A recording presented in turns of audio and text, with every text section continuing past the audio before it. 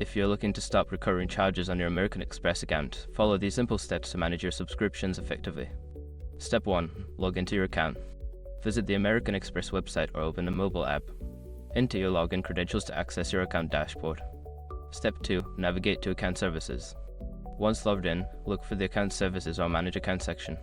This area typically contains options related to payments, subscriptions, and recurring charges. Step 3. Review recurring charges. In the Account Services section, find the option for recurring payments or subscriptions. Here, you can view all active subscriptions linked to your account. Step 4. Select the subscription to cancel.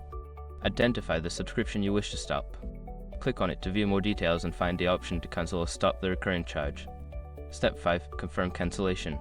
Follow the prompts to confirm the cancellation of the subscription. Make sure to check for any confirmation messages or emails to ensure the process is complete. By following these steps, you can effectively manage and stop any unwanted recurring charges on your American Express account. If you encounter any issues, consider reaching out to American Express customer service for further assistance.